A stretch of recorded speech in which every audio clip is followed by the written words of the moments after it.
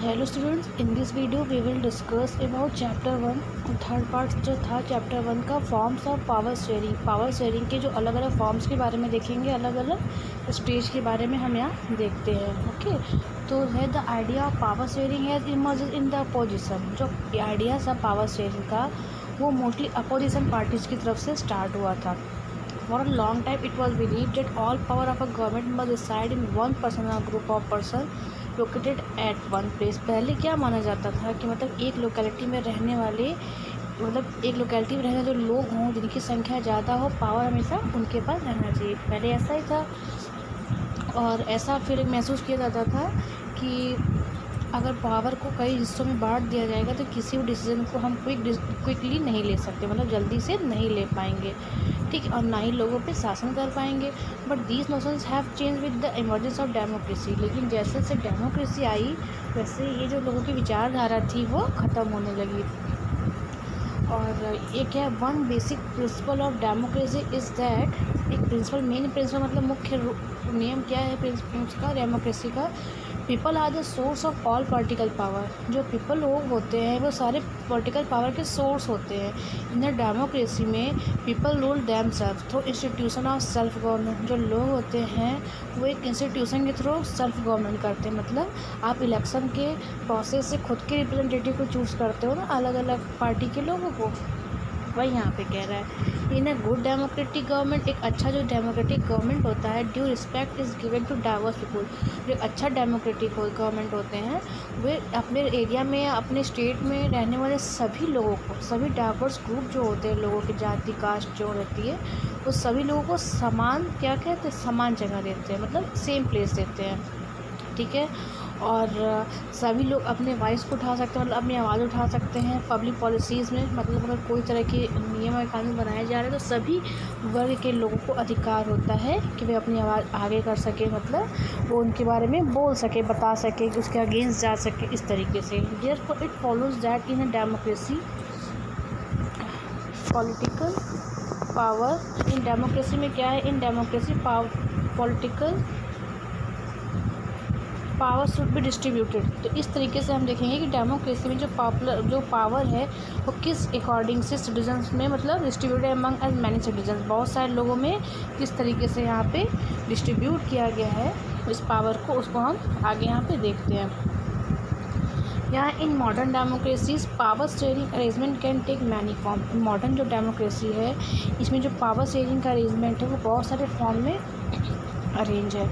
यहाँ पे कुछ कॉमन अरेंजमेंट हम देखेंगे फर्स्ट, मतलब अब हम यहाँ से देखते हैं कि किस तरीके से पावर हमारा शेयर है अलग अलग लोगों में। Power is shared among different organs of the government. जो डिफरेंट ऑर्गन्स है लेजिस्लेचर, एग्जीक्यूटिव और जुडिशरी, ठीक है। उसके बाद सच एज जैसे कि let us call the horizontal distribution of power, because it allows different organs of government place at the same level to exercise different power. Such a separation ensure that none of the organs can exercise unlimited power। मतलब इसमें जो पहला होता है वो नियम बनाता है, रूल बनाता है, लॉ बनाता है, दूसरा उसे चेक करता है, फिर तीसरा उसे फाइनल करता है, ठीक है। यही इसके बारे में यहाँ बताया जा रहा है। और सभी ऑर्गन्स होते हैं, जो तीनों ऑर्गन हैं वो सभी एक दूसरे को चेक करते हैं, जिससे कि सभी लोगों में जो बैलेंस होता है पावर शेयरिंग को बना होता है। और इस तरीके से जो है हम देखते हैं कि जो लेजिस्लेचर होते हैं, ठीक है, अलग अलग इनके बारे में देखिए यहाँ पे बताया ना, एग्जीक्यूटिव है, लेजिस्लेचर एग्जीक्यूटिव, जुडिशरी। तो अलग अलग इस तरीके से लोग लॉ नियम बनाते हैं, एक चेक करता है और एक दूसरे को लोग चेक करते रहते हैं। फिर यहाँ पे देखिए सिमिलरली, और जो जजेस are appointed by the executive, जो जजेस होते हैं वो एग्जीक्यूटिव द्वारा अपॉइंट किए जाते हैं और फिर चेक करते हैं, क्या चेक करते हैं, फंक्शन ऑफ द एग्जीक्यूटिव, मतलब उनकी जो एग्जीक्यूटिव जो कार्य करता है उसको वो चेक करते हैं, ठीक है। मतलब ये देखते हैं कि जो रूल बनाए गए हैं लेजिस्लेचर द्वारा वो उन्होंने सही तरीके से चेक किया है कि, एक तरीके से क्रॉस चेक करते हैं, ठीक है। इसी को चेक एंड बैलेंस अरेंजमेंट भी कहा जाता है। सेकंड पावर शेयरिंग का है कि power can be shared among government at different level पे। आपने देखा है कि डिफरेंट लेवल का मतलब क्या बात कर रहा है, सेंट्रल लेवल और स्टेट लेवल की बात कर रहा है। क्योंकि बाहर के जो विदेशों में, अमेरिका वगैरह में है, वहाँ पे सिर्फ राष्ट्रपति शासन है, ठीक है, प्रेसिडेंट रूल करते हैं। लेकिन हमारे इंडिया वगैरह में क्या है कि सेंट्रल और स्टेट को अलग किया गया है। मतलब अगर स्टेट चाहे तो किसी डिसीजन को अपने आप से बिना सेंट्रल की परमिशन से भी ले सकता है। इस तरीके से कुछ अधिकार उसको भी दिए गए हैं। तो यहाँ पे देखिए लिखा हुआ है, हम यहाँ पे इसको देख सकते हैं सेकंड को अच्छे से, कि जिसे सेंट्रल यूनियन गवर्नमेंट भी कहा जाता है। तो the government at the provincial और regional level are called by the different names in different country. जो रीजनल लेवल पे होता है, मतलब जो कहने का मतलब है जो आपका सेंट्रल गवर्नमेंट होता है वो अलग अलग देशों में अलग अलग नाम से बुलाया जाता है। और अपने यहाँ दो तरह के होते हैं, यूनियन, सेंट्रल या रीजनल कह सकते हैं, और या तो आप उसको स्टेट लेवल का कह सकते हैं, ठीक है। फिर यहाँ पे देखिए अभी सेकंड का और बचा हुआ है, तो ये है कि we call the state government, ठीक है, हमारे इसको स्टेट गवर्नमेंट कहा जाता है। This system is not followed in all countries. सभी जगहों पे स्टेट गवर्नमेंट इस तरीके से फॉलो नहीं होते। मतलब अगर अलग अलग जो अमेरिका वगैरह अलग अलग देशों में ये ऐसा नहीं कि स्टेट गवर्नमेंट हो अलग हो, फिर वहाँ पे मतलब यूनियन वाला जो है सेंट्रल गवर्नमेंट वो अलग हो, ऐसा नहीं होता है। लेकिन जिस जगहों पे, जिस कंट्री में ये माना जाता है स्टेट का गवर्नमेंट अलग है, सेंट्रल का अलग है, वहाँ पे यही नियम कानून भी माने जाते हैं जो हमारे इंडिया में चलते हैं। But in those countries like ours where these are different levels of government और constitution clearly lays down the powers of different levels of government, ठीक है। मतलब ये बता रहे हैं कि जहाँ पे होता है, जो अगर किसी जगह पे दो लेवल होता है गवर्नमेंट का, स्टेट और सेंट्रल लेवल, तो उनके बीच पावर का डिस्ट्रीब्यूशन भी उसी अकॉर्डिंग होता है, ठीक है। क्योंकि देख सकते हैं जैसे कि हम पावर के बारे में देखें कि बेल्जियम की पावर शेयरिंग अलग थी और श्रीलंका का अलग था, ठीक है। The same principle can be extend to level of government lower than the state government such as the municipality. और उसी तरीके से मतलब यहाँ कहने का है कि सबसे ज़्यादा पावर हमारे यहाँ सेंट्रल गवर्नमेंट के पास होती है, फिर स्टेट गवर्नमेंट के पास होती है, उसके बाद म्यूनिसिपलिटी और पंचायत के पास होती है, ठीक है। इस तरीके से यहाँ पे जो पावर होते हैं वो हायर से लोअर लेवल तक चले जाते हैं। सबसे हायर सेंट्रल, फिर स्टेट, इस तरीके से हायर से लोअर लेवल तक चले जाते हैं, ठीक है।